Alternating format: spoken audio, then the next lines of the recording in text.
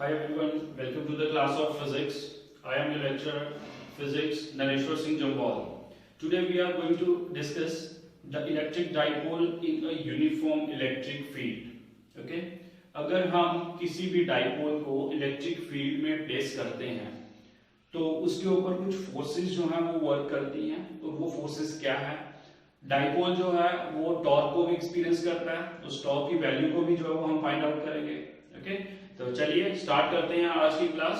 और आज की क्लास में हमारा topic electric dipole in uniform electric field. तो चलिए हम एक यूनिफॉर्म फील्ड जो है उसको पहले ड्रॉ कर लेते हैं। सपोज ये मेरे पास यूनिफॉर्म इलेक्ट्रिक फील्ड है और आपको पता है इलेक्ट्रिक फील्ड जो है वो हमेशा पॉजिटिव से नेगेटिव की तरफ ड्रॉ की जाती है। सो E is the electric field. Okay, अब अगर हम इसमें एक डाइपोल जो है उसको प्लेस करते हैं, सपोज ये एक डाइपोल है,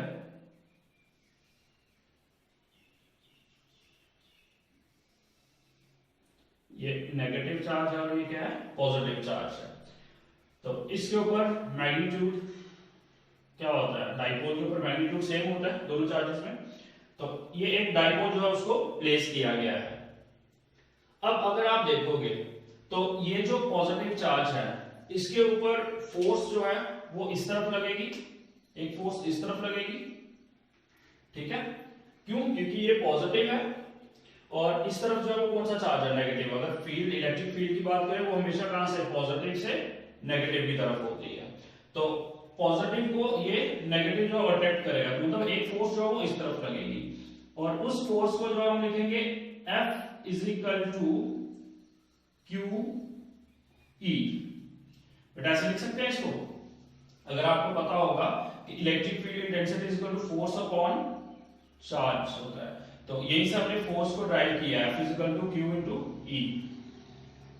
ठीक है, तो इस तरफ जो है वो फोर्स की वैल्यू क्या होगी, Q इनटू ई। सिमिलरली इसी तरीके से हमारे पास ये जो चार्ज है नेगेटिव चार्ज, यहां पे भी एक फोर्स जो है वो लग रही है और वो फोर्स जो है वो किस तरफ लगेगी, इस डायरेक्शन में। ओके, और यहां पे जो फोर्स है उसकी वैल्यू भी क्या होगी, F is equal to Q E, लेकिन इधर क्या होगी, माइनस।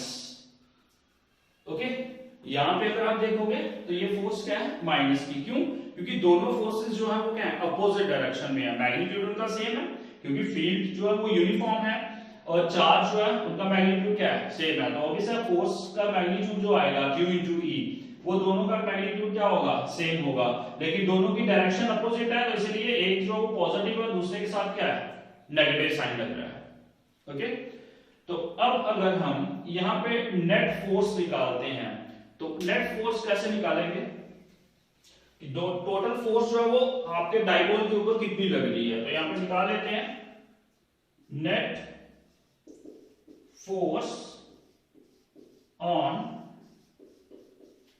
Electric dipole. तो कितने आएगी, net force is equal to, दोनों फोर्सेस को क्या करेंगे, ऐड करेंगे, तो क्या आ जाएगा, एक फोर्स कितनी है, क्यू ई, ओके, प्लस दूसरी कितनी है, माइनस क्यू ई। ओके, तो एक ये क्या हो जाएगा, प्लस माइनस माइनस, तो ये कैंसिल होके हमारे पास नेट फोर्स कितनी आएगी, net force is equal to 0। जो फोर्स डाइपोल के ऊपर लग रही है नेट फोर्स, वो हमारे पास क्या आ गई, 0। बेटा आपने 11th क्लास में ये चीज पढ़ी हुई है कि अगर नेट फोर्स की कोई वैल्यू आती है, अगर उसका कोई ना कोई मैग्नीट्यूड होता है, तो बॉडी जो है वो क्या करेगी, एक स्ट्रेट लाइन मोशन को अटेन करेगी। ओके, और अगर आपके पास नेट फोर्स 0 आती है, उस वक्त बॉडी जो है वो रोटेशनल मोशन को अटेन करती है। तो यहां पे अगर आप देखोगे हमारे पास नेट फोर्स 0 आई है, इट मींस यहां पे जो कपल ऑफ फोर्सेस हैं ये क्या करेंगी, एक रोटेशनल मोशन को क्रिएट करेंगी, और वो जो रोटेशनल मोशन है, the turning effect of the force है, दैट इज योर टॉर्क। तो वो इस डाइपोल के अंदर प्रोड्यूस होगा। अब हमारे पास नेक्स्ट मेन टारगेट है टॉर्क की वैल्यू को फाइंड आउट करना। टॉर्क की वैल्यू को क्यों फाइंड आउट करना है मैंने बता दिया, बट एक कंसेप्ट अपने दिमाग में बिठा लेना। अगर नेट फोर्स की कोई वैल्यू आती है तो आपके पास कोई भी बॉडी जो है वो स्ट्रेट लाइन मोशन को अटेन करेगी, लेकिन अगर नेट फोर्स जो है वो जीरो है तो बॉडी जो है वो क्या करेगी, रोटेशनल मोशन को अटेन करेगी। तो यहां पे भी बॉडी जो वो रोटेशनल मोशन या एक टर्निंग इफेक्ट जो है उसको अटेन करेगी, और उसी टर्निंग इफेक्ट को हम क्या कहते हैं, टॉर्क कहते हैं। तो अब हम क्या करेंगे, यहाँ पे टॉर्क की वैल्यू को फाइंड आउट करेंगे। अगर याद होगा तो 11th में हमने टॉर्क को पढ़ा हुआ है, और टॉर्क को हम क्या कहते हैं, the turning effect of the force. जैसे ये दो फोर्सेज हैं, ये दो फोर्सेज जो है वो इसमें क्या करेंगे, डाइपोल में टर्निंग इफेक्ट को प्रोड्यूस करेंगे, दैट इज टॉर्क को प्रोड्यूस करेंगी, और उसी टॉर्क की वैल्यू को हम फाइंड आउट करेंगे। तो चलिए, अगर आपको याद होगा 11th में टॉर्क की डेफिनेशन जो है वो क्या होती थी, जब मैथमेटिकली टॉर्क को आप कैसे लिखते थे, टॉर्क टाउ से नोट किया जाता था टॉर्क को, torque is equal to magnitude of either force into perpendicular distance between them। Torque की जो डेफिनेशन है, it is the product of the magnitude of either forces and perpendicular distance between the two forces. तो वही formula अब torque का हम यहां पे यूज करेंगे। अब यहां पे देखिए टॉर्क, ठीक है, टॉर्क की वैल्यू निकालेंगे, मैग्नीट्यूड ऑफ आइदर फोर्स, दोनों फोर्स का मैग्नीट्यूड सेम है तो दोनों में से कोई भी एक वैल्यू जो हम यूज कर सकते हैं, इनटू परपेंडिकुलर डिस्टेंस। बेटा इन दोनों फोर्सेस के बीच में हमें परपेंडिकुलर डिस्टेंस जो है वो फाइंड आउट करना है, क्योंकि वो हमारे पास अवेलेबल नहीं है। तो उसके लिए मैं थोड़ी सी कंस्ट्रक्शन ड्रॉ करूंगा यहां पे। जैसे सपोज यहां से मैं परपेंडिकुलर ड्रॉ करता हूं लाइक दिस, ठीक है। आप इसको नाम दे सकते हो, ये इसको आप ए पॉइंट है, इसको बी रखिए और इसको रखिए सी। अब आपको पता है डाइपोल की लेंथ जो है वो कितनी होती है, ट्वाइस ए, ओके, ये हमारे पास है। तो ये राइट एंगल ट्रायंगल है, तो हमें मेन जो है वो क्या चाहिए, बीसी डिस्टेंस चाहिए। क्यों, क्योंकि एक फोर्स इस तरफ है, दूसरी फोर्स इस तरफ है, तो दोनों के बीच का परपेंडिकुलर डिस्टेंस चाहिए ना, ये वाला डिस्टेंस चाहिए हमें, ठीक है। तो मतलब हमें BC की वैल्यू को जो है वो क्या करना है, फाइंड आउट करना है। तो चलिए BC की वैल्यू को कैसे फाइंड आउट करोगे, यहां पे मैं यहां पे थोड़ा सा बता देता हूं आपको। जैसे मैं ये ट्रायंगल लेता हूं ABC, in triangle ABC sine theta, अगर ये एंगल हम क्या रख लेते हैं, देखिए ये याद रखना, ये जो एंगल है ये हमने कितना लिया, थीटा। तो चलिए इसको अगर हमने प्लेस किया है, ये एंगल थीटा है, तो अगर मैं निकालूं sine theta is equal to, sine theta की वैल्यू को निकालना है, साइन क्या होता है, परपेंडिकुलर अपॉन हाइपोटेन्यूज, तो परपेंडिकुलर क्या है यहां पे, BC अपॉन हाइपोटेन्यूज, हाइपोटेन्यूज ये है AB, तो AB की वैल्यू कितनी है, ट्वाइस A, तो मैं यहां पे वैल्यू पुट करूंगा ट्वाइस A, ओके। तो BC इज इक्वल टू, इसको इधर ले आइए, ट्वाइस A साइन थीटा। तो बेटा BC जो परपेंडिकुलर हमें डिस्टेंस चाहिए था दो फोर्सेस के बीच में, वो निकल गया, वो क्या आएगा, twice A sign theta, okay. तो अब देखिए टॉर्क में मैग्नीट्यूड हमारे पास फोर्सेस का है और फोर्स का है, और हमारे पास परपेंडिकुलर डिस्टेंस भी है। तो वैल्यू पुट करके देखते हैं क्या आंसर आता है। तो चलिए, torque tau is equal to magnitude of either force, magnitude of either force कितना है, QE, यहां पर रखेंगे QE, okay. Perpendicular distance between them कितना है, परपेंडिकुलर डिस्टेंस ये वाला डिस्टेंस BC, ये निकाला twice A sign theta, okay. तो ये हमारे पास जो है वो वैल्यूज को पुट कर लिया। तो चलिए हमारे पास टाउ इज इक्वल टू, अगर मैं इसको ऐसे लिखूं Q इंटू ट्वाइस ए को Q के साथ मल्टीप्लाई किया, E sine theta. Okay, Q into twice A क्या होता है बेटा?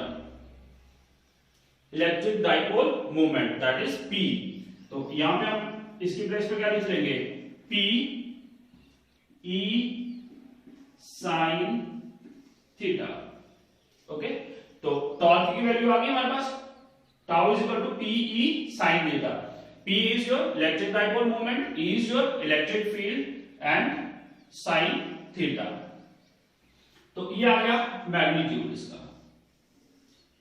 इसी तरीके से अगर इसकी वेक्टर फॉर्म लिखना चाहें, ओके, टॉर्क जो है मैग्नीट्यूड तो हमने निकाल लिया, इसकी डायरेक्शन भी होती है, डायरेक्शन के बारे में बात करेंगे। तो अगर इसके मैं वेक्टर की फॉर्म में लिखूं तो कैसे लिखूंगा? इन वेक्टर फॉर्म टाउ की वैल्यू कैसे लिखेंगे? Tau is equal to PE sine theta. आपको पता है ये क्रॉस प्रोडक्ट बनेगा। अगर आपको याद होगा 11th में आपने डॉट प्रोडक्ट और क्रॉस प्रोडक्ट पढ़ा था। जिसके साथ साइन होता था वो क्रॉस प्रोडक्ट बनता है और जिसका कॉस होता था वो डॉट बनता है। तो यहां पे आपका क्या बन जाएगा? ये P क्रॉस E। ठीक है, तो ये आ गई इसकी वेक्टर फॉर्म। अब यहां पे इंपॉर्टेंट चीज है टॉर्क की डायरेक्शन को फाइंड आउट करना। ठीक है, तो टॉर्क की डायरेक्शन को बेटा ध्यान से समझना, किस तरीके से फाइंड आउट करेंगे। अगर आप देखोगे यहां पे हमारे पास ये जो डायग्राम है, यहां पे डाइपोल, आपको पता है जो इलेक्ट्रिक डाइपोल मूवमेंट है P, इलेक्ट्रिक डाइपोल मूवमेंट, उसकी डायरेक्शन कहां से? नेगेटिव से पॉजिटिव की तरफ होती है। तो P की डायरेक्शन जो है वो क्या है? इस तरफ है। P की डायरेक्शन बेटा इस तरफ है। ठीक है, इलेक्ट्रिक फील्ड जो है उसकी डायरेक्शन इस तरफ है। तो अब टॉर्क की वैल्यू कैसे निकालेंगे? टॉर्क की वैल्यू के लिए हम जो है वो राइट हैंड थंब रूल को यूज करेंगे। तो इसमें देखिए किस तरीके से हमने यूज करना है। ये देखिए tau is equal to P cross E है, मतलब हम क्या करेंगे? अपने राइट हैंड को यूज करेंगे। ठीक है, मैं यहां पे थोड़ा सा रब करके बताता हूं।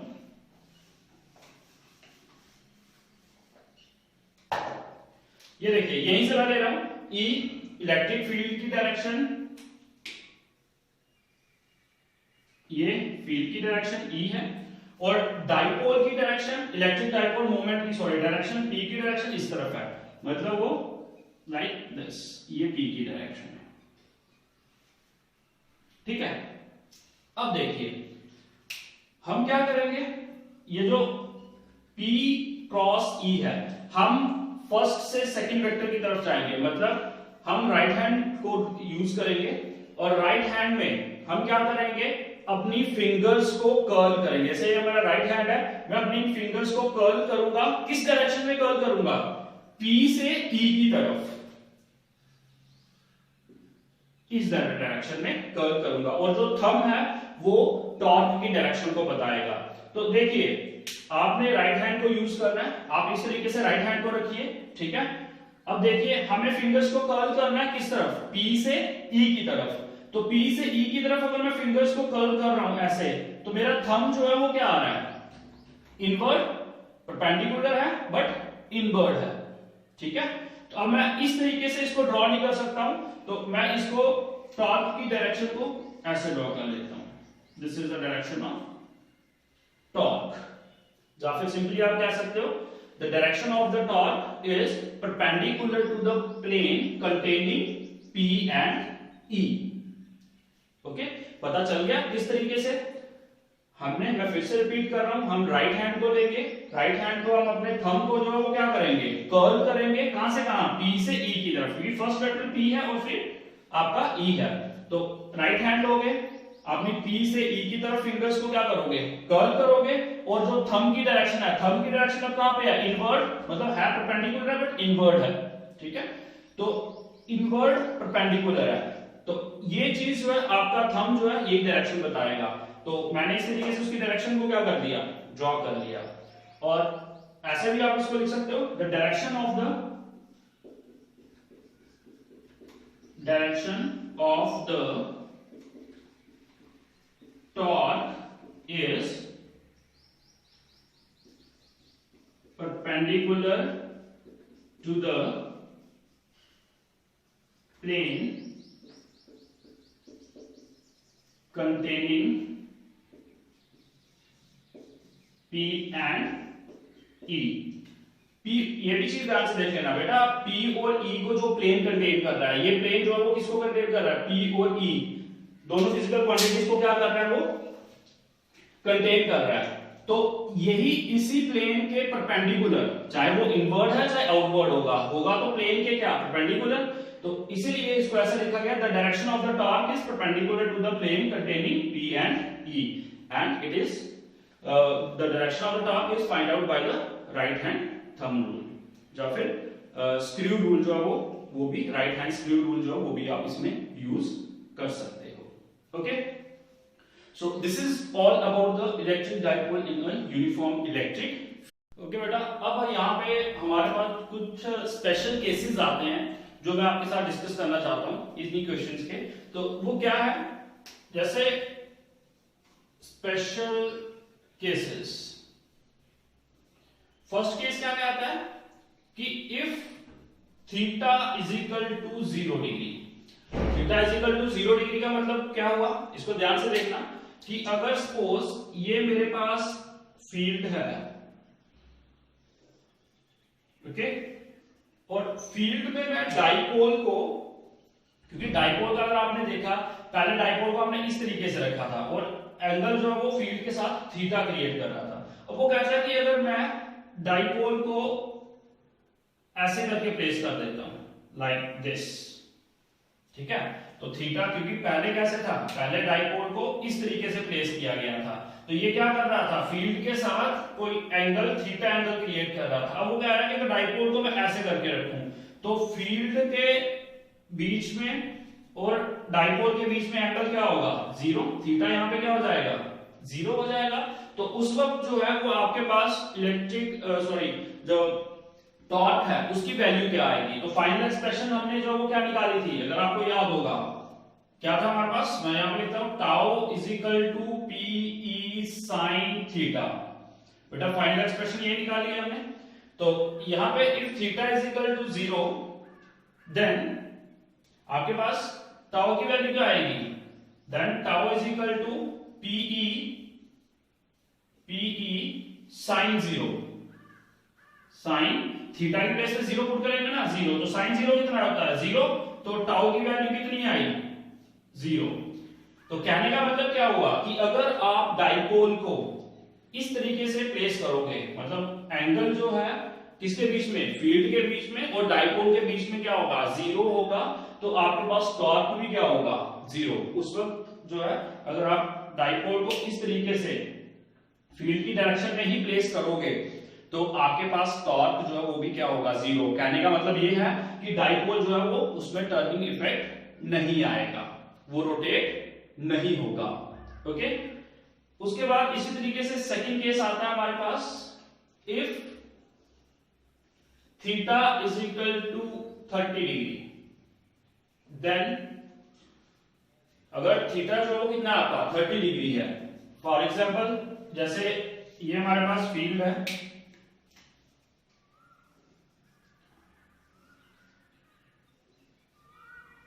ठीक है, और यहां पे इलेक्ट्रिक डाइपोल को ऐसे रखा गया, मतलब ये जो एंगल है थीटा, ये कितना है आपका 30 डिग्री है। ओके, तो टाउ की वैल्यू जो है वो क्या आएगी, तो चलिए tau is equal to P E sine theta की प्लेस पे क्या लिखेंगे, 30 degree. So tau is equal to P E sine 30 कितना होता है, 1/2, तो मैं यहां पे लिख दूंगा पी ई अपॉन 2। तो टॉर्क जो है वो हाफ ऑफ होगा मैक्सिमम वैल्यू के, ठीक है, पीई जो मैक्सिमम वैल्यू कैसे आएगी मैं आगे बात करूंगा। तो अगर एंगल 30 डिग्री होगा, मतलब थीटा जो है वो 30 डिग्री होगा, तो टॉर्क की वैल्यू जो है वो आपके पास कितनी हो जाएगी, हाफ हो जाएगी, आधी हो जाएगी।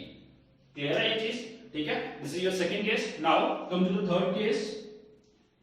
थर्ड केस में क्या आता है, if theta is equal to 90 degree, then अगर थीटा आपके पास क्या हो 90 डिग्री हो. 90 डिग्री का मतलब कि डाइपोल को कैसे प्लेस किया जाएगा, जैसे ये सपोज आपके पास फील्ड आ गई. ओके, अब इसमें डाइपोल को 90 डिग्री का मतलब ये हो गया कि परपेंडिकुलर. ठीक है, मतलब ये ऐसे करके लाइक दिस डाइपोल को आप परपेंडिकुलरली क्या कर रहे हो प्लेस. तो यहां पे जो थीटा एंगल है वो कितना हो गया 90 डिग्री. तो टॉर्क की वैल्यू क्या आ जाएगी, टॉर्क की वैल्यू क्या आएगी बेटा, tau is equal to P E sine 90 degree. तो साइन 90 डिग्री कितना होता है आपके पास 1. तो tau is equal to P E. ये जो पी ई है ये मैक्सिमम वैल्यू होती है बेटा. ठीक है, ये क्या होगी मैक्सिमम. आपके टॉर्क की इससे ज्यादा वैल्यू नहीं मिलेगी. अगर यूनिफॉर्म फील्ड में अगर डाइपोल को आप परपेंडिकुलर प्लेस करते हो टू द फील्ड, ओके, तो आपको मैक्सिमम टॉर्क मिलेगा. ये चीज याद रखना. ओके, देन फोर्थ केस में वो क्या आता है, if theta is equal to 180 degree, then theta 180 कैसे, देखिए जैसे सपोज ये फील्ड है, ठीक है, और डाइपोल को आपने प्लेस किया लाइक दिस.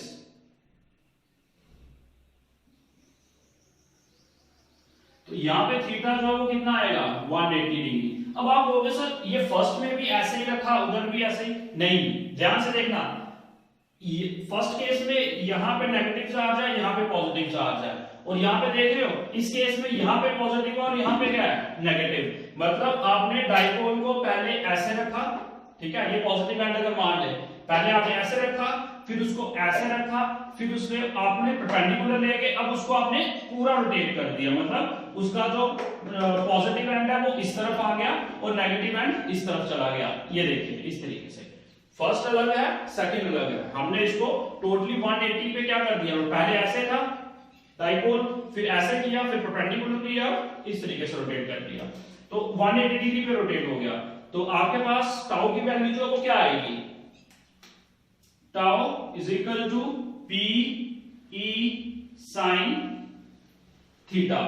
तो थीटा की प्लेस में कितना आएगा 180 डिग्री. ओके, तो 180 डिग्री साइन 180 कितना होता है 0. So tau is equal to 0. तो अगर आप देखोगे यहां से जो स्पेशल केसेस हमने डिस्कस किए, इससे आपको एक चीज क्लियर हो गई होगी. अगर डाइपोल का कोई ना कोई एंगल होगा फील्ड के साथ, तभी आपको टॉर्क की वैल्यू मिलेगी. जैसे फॉर एग्जांपल यहां पे देखिए, ये चीज फर्स्ट केस लिया, इसमें 0 एंगल था, तो ये फील्ड के साथ डाइपोल जो कोई भी एंगल नहीं बना रहा था, तो टॉर्क भी क्या था 0 था. ठीक है, सिमिलरली यहां पे देखिए 180 में भी वो एंगल है 180 डिग्री एंगल है, लेकिन वो क्या है फील्ड की, जैसे फील्ड अलाइन है उसी तरीके से जो वो डाइपोल भी अलाइन हो गया. ठीक है, तो उन दोनों केसेस में डाइपोल जो टॉर्क की वैल्यू जो वो क्या आएगी 0 आएगी. बाकी केसेस में इसकी अलग अलग वैल्यू होगी. ओके, याद रखना 90 डिग्री के ऊपर जब टॉर्क को आप डाइपोल को आप जो फील्ड के परपेंडिकुलर प्लेस करोगे, तो आपको टॉर्क की मैक्सिमम वैल्यू मिलेगी. इसको अपने दिमाग में बिठा लेना, ये न्यूमेरिकल सॉल्व करने में भी काम आएगा आपको. Okay, so this is all about the electric dipole in a uniform electric field. Now we will discuss electric dipole in non uniform electric field. अगर हम डाइपोल को non uniform electric field में प्लेस करते हैं तो forces किस तरीके से वर्क करती हैं वो हम डिस्कस करने जा रहे हैं. ओके ओके गाइस, तो चलिए अब हम जो है वो इलेक्ट्रिक डाइपोल को प्लेस करेंगे नॉन यूनिफॉर्म इलेक्ट्रिक फील्ड में.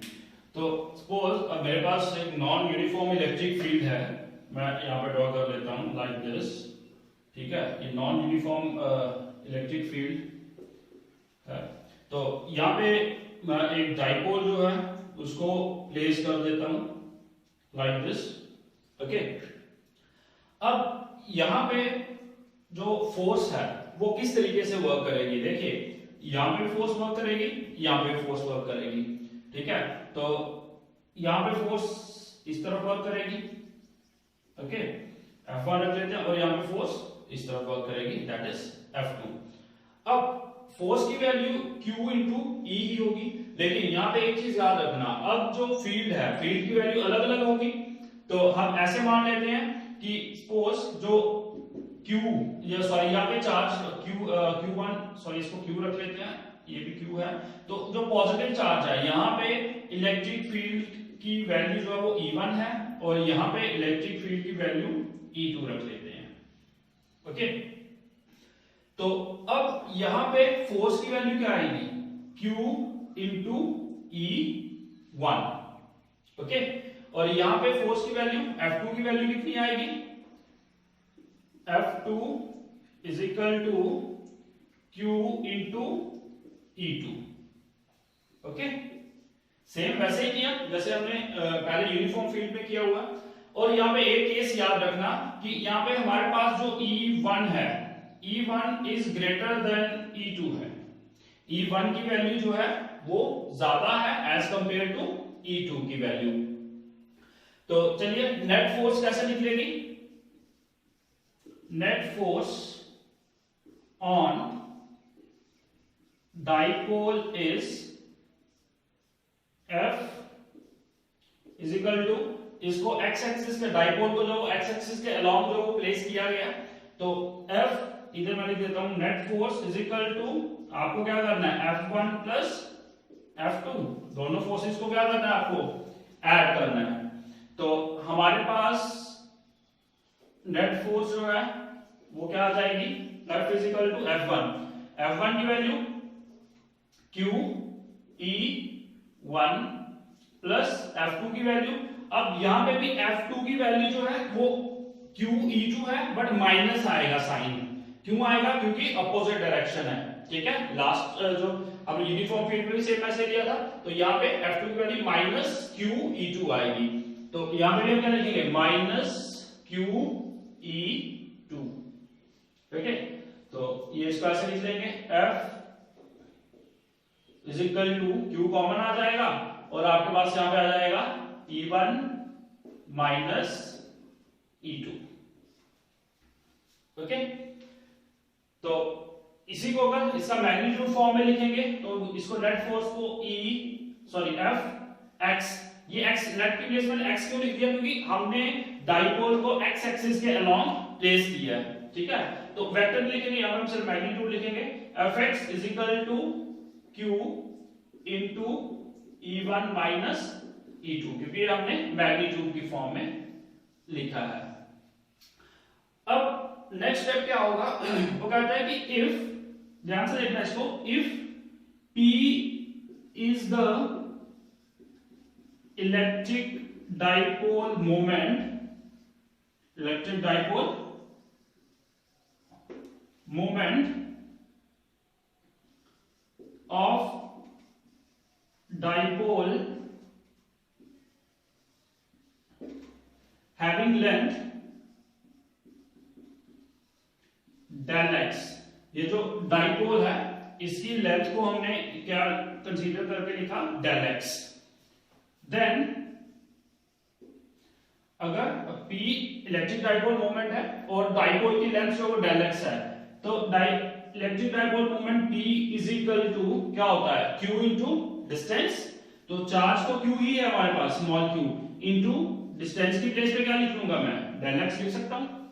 यहाँ पे आप ट्वाइस a लिखते थे, जो कि लेंथ ऑफ द डाइपोल होती थी, उसकी प्लेस पे मैंने क्या लिखा, del x, क्योंकि यहाँ पे हमने कंसीडर करके लिया कि डाइपोल जो है उसकी लेंथ कितनी है, del x है, ओके।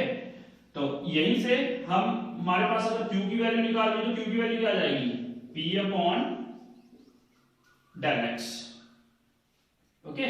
तो ये जो q की वैल्यू है उसको हम यहाँ पे फर्स्ट में पुट करेंगे। अब एक चीज यहाँ पे फर्स्ट में भी देख लेना बेटा, ये जो इक्वेशन है, इस इक्वेशन को मैं ऐसे भी लिख सकता हूं, Fx is equal to Q into E1 minus E2, change in electric field. आपने याद है, आपने जो है वो 11th में भी इसको पढ़ा हुआ है।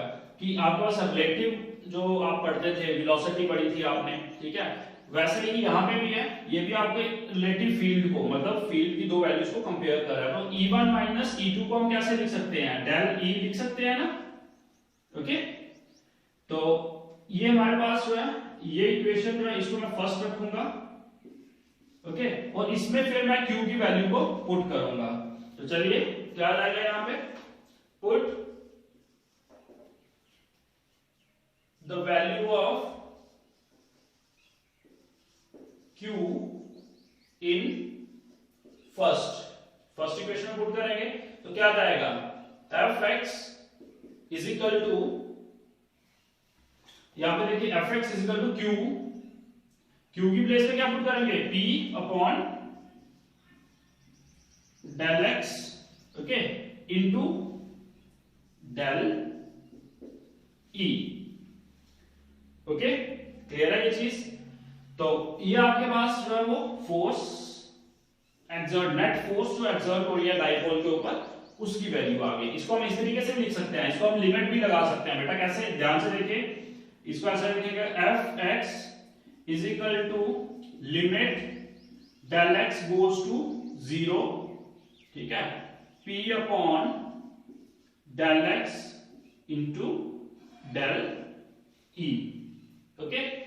और इसको ऐसे भी हम लिखेंगे, लिमिट जब लग जाएगी तो उसको हम लिखते हैं P, क्योंकि आपको पता है डिफरेंशियल कोएफिशिएंट 11th में आप डिफरेंशिएशन को अगर पढ़ा होगा, तो 12th में भी आप डिफरेंशिएशन पढ़ रहे होंगे मैथ्स में, तो उसमें आपने देखा है कि ये डिफरेंशियल कोएफिशिएंट में कन्वर्ट कैसे हो जाएगा। जो आपका डेल E है उसको मैं D E upon del x को dx लिख सकता हूं, ठीक है। तो ये आपके पास फोर्स आ गई किसके ऊपर, net force on the dipole when it is placed along the x axis, okay. तो ऑब्वियस है जब नेट फोर्स की कोई ना कोई वैल्यू आएगी, मैंने पहले ही बताया यूनिफॉर्म फील्ड में कि अगर नेट फोर्स की कोई वैल्यू आएगी, ठीक है, तो उस केस में आपके पास क्या होगा, फोर्स, उसमें हमारे पास एक ट्रांसलेशनल फोर्स, मतलब एक स्ट्रेट लाइन फोर्स जो है वो वर्क करती है, और अगर नेट फोर्स 0 हो जाए तो फिर टॉर्क जो है वो वर्क करता है, ठीक है। तो यहाँ पे जो हमारे पास नेट फोर्स आ गई, तो टॉर्क का तो यहाँ पे क्वेश्चन ही राइज नहीं होता है कि जो रोटेशनल फोर्स जो है यहाँ पे वर्क करेगी, यहाँ पे स्ट्रेट लाइन मोशन जो है वही डाइपोल जो अटेन करेगा, ठीक है। तो इस केस में आपके पास नेट फोर्स की वैल्यू ये आ गई, आप इस तरीके से भी ये भी लिख सकते हो और आप इसको ऐसे भी लिख सकते हो, okay. So this is all about the concept of electric dipole placed in a uniform field and non-uniform field, okay.